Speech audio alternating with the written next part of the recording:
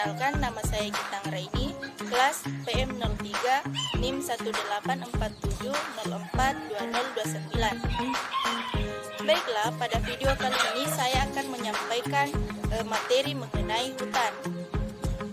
Nah, apa sih itu hutan? Mari kita simak video berikut ini. Apa sih itu hutan? Nah, hutan adalah sebuah kawasan yang ditumbuhi dengan lebat oleh pepohonan dan tumbuhan lainnya.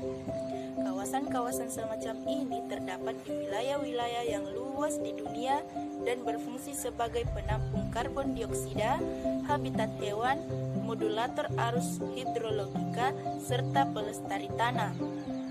Dan hutan juga merupakan salah satu aspek biosfer bumi yang paling penting. Hutan adalah bentuk kehidupan yang tersebar di seluruh dunia. Hutan juga merupakan suatu kumpulan tumbuhan, terutama pepohonan atau tumbuhan berkayu lainnya, yang menempati daerah yang cukup luas. Nah, kemudian selanjutnya adalah ekosistem hutan. Berbagai kehidupan serta lingkungan tempat hidup bersama-sama saling membentuk ekosistem hutan. Suatu ekosistem itu terdiri atas semua yang hidup atau biotik dan juga tidak hidup atau abiotik. Dan itu terdapat di daerah tertentu dan juga terjadi hubungan di dalamnya. Ekosistem hutan memiliki hubungan yang sangat kompleks, di mana pohon dan juga tumbuhan hijau lainnya menggunakan cahaya matahari untuk dapat membuat makanannya. Kemudian karbon dioksida itu diambil dari udara, kemudian ditambah dengan air serta unsur hara atau juga mineral yang diserap dari dalam tanah.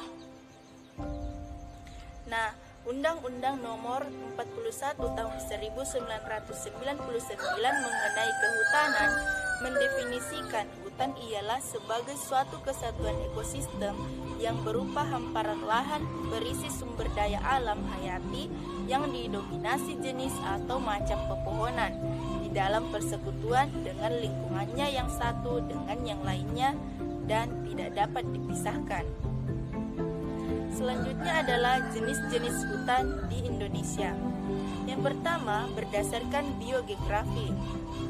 Sejarah pembentukan Kepulauan Nusantara di Sabuk Katulistiwa itu menghasilkan 3 kawasan biogeografi utama, yaitu yang pertama adalah Paparan Sunda, kedua Wallacea, dan yang ketiga adalah Paparan Sahul. Masing-masing kawasan biogeografi adalah cerminan dari sebaran bentuk kehidupan berdasarkan perbedaan permukaan fisik buminya. Yang kedua adalah berdasarkan iklim. Nah, berdasarkan perbedaan iklim ini, Indonesia memiliki hutan gambut, hutan hujan tropis, dan hutan muson. Hutan gambut ada di daerah tipe iklim A atau B, yaitu di pantai timur Sumatera, sepanjang pantai dan sungai besar Kalimantan, dan sebagian besar pantai selatan Papua. Kemudian hutan hujan tropis menempati daerah tipe iklim A dan B. Jenis hutan ini menutupi sebagian besar Pulau Sumatera, Kalimantan, Sulawesi, Maluku Utara, dan Papua. Yang terakhir adalah hutan muson.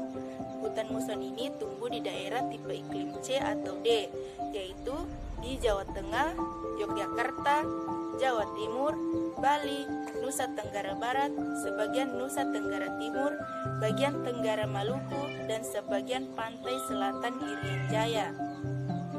Selanjutnya adalah berdasarkan sifat tanahnya.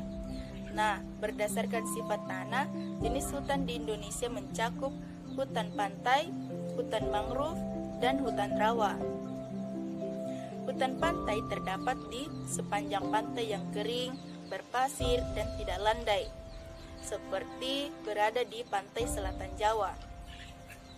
Yang kedua adalah hutan mangrove.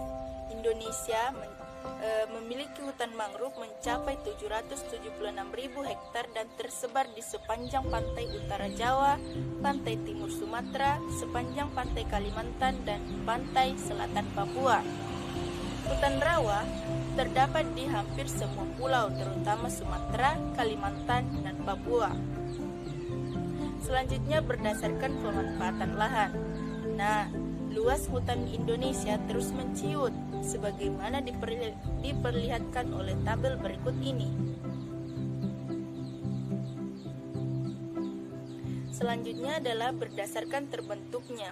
Berdasarkan terbentuknya, hutan terbagi menjadi dua. Yang pertama adalah hutan asli, yang kedua adalah hutan buatan. Nah, selanjutnya adalah berdasarkan statusnya, yang terbagi menjadi dua, yaitu hutan hak. Hutan hak ini adalah hutan yang berada pada tanah yang dibebani hak atas tanah, seperti pada pasal 5 Undang-Undang Nomor 41 tahun 1999. Yang kedua adalah hutan negara. Hutan negara ini adalah hutan yang berada pada tanah yang tidak dibebani hak ke atas tanah. Selanjutnya adalah berdasarkan jenis tanamannya. Berdasarkan jenis tanaman ada dua. Yang pertama adalah hutan homogeni, merupakan hutan yang di dalamnya hanya terdapat satu jenis pohon saja. Yang kedua, hutan heterogen adalah hutan yang di dalamnya ditumbuhi dengan berbagai macam tumbuhan dan juga berbagai macam binatang. Selanjutnya adalah hutan berdasarkan fungsinya. Yang pertama, hutan lindung. Hutan lindung ini berfungsi untuk menyaring air ke dalam tanah, mencegah banjir, dan melindungi tanah dari erosi. Yang kedua, hutan suaka alam. Hutan suaka alam ini berfungsi sebagai pelindung bagi flora dan fauna tertentu. Yang ketiga adalah hutan produksi. Nah, fungsi dari hutan produksi ini adalah untuk pemasok bahan industri. Selanjutnya adalah deforestation dan degradasi hutan.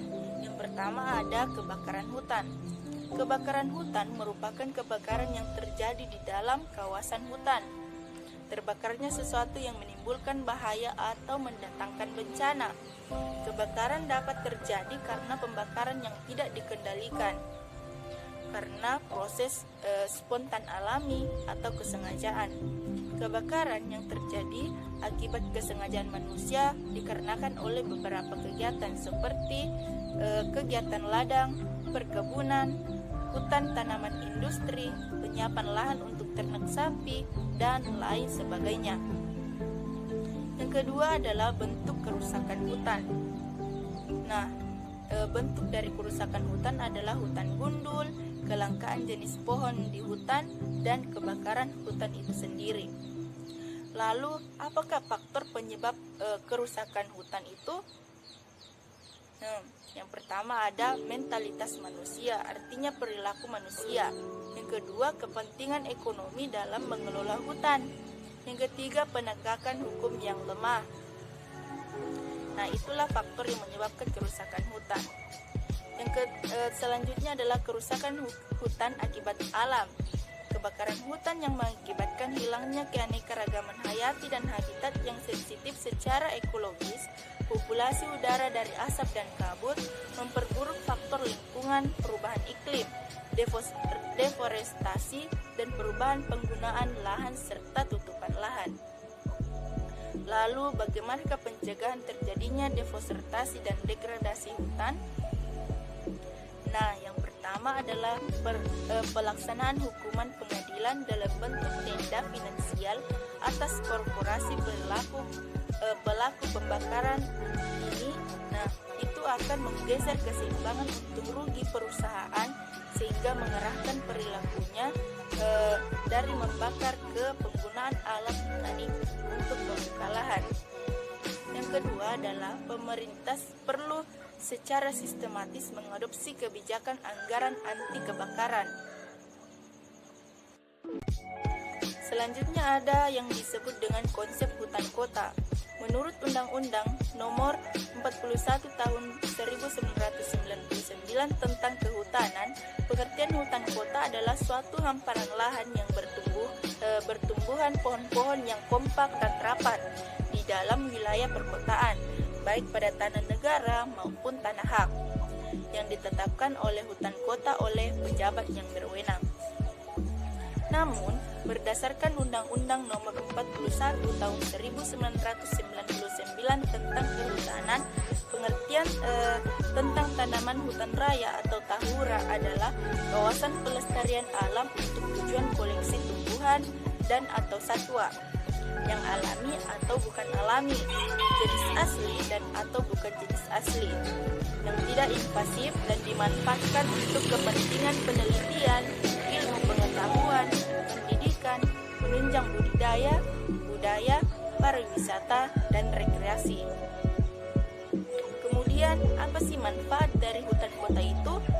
Manfaatnya sangat banyak sekali. Yang pertama adalah sebagai identitas kota, yang kedua pelestarian plasma nutfah, ketiga peredam kebisingan, keempat mengurangi bahaya hujan asam, kelima penyerap karbon monoksida, keenam penyerap karbon dioksida dan penghasil oksigen, keenam sebagai penahan angin, ketujuh penyerap dan penapis bau, kedelapan mengatasi intrusi air laut, 9 produksi terbatas, 10 ameliorasi iklim, 11 pengelolaan sampah, ke-12 pelestarian air tanah, ke-13 penapis cahaya silau, dan yang terakhir adalah meningkatkan keindahan atau sebagai habitat burung.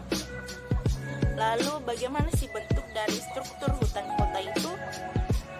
Nah, identifikasi bentuk hutan kota Malabar tergolong dalam bentuk hutan kota yang terbentuk menyebar, di mana hutan kota tersebut tidak memiliki pola tertentu.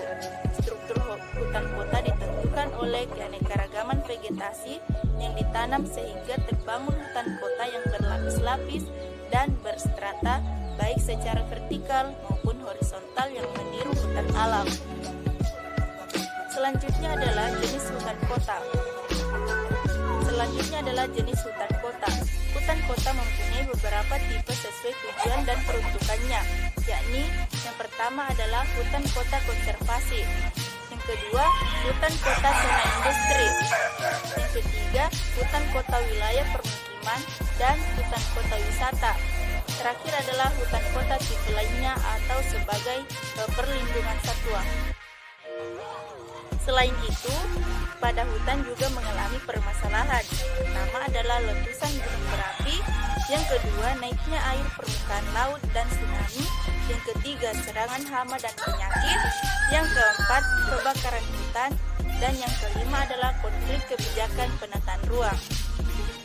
Lalu bagaimanakah penanggulangan masalah hutan?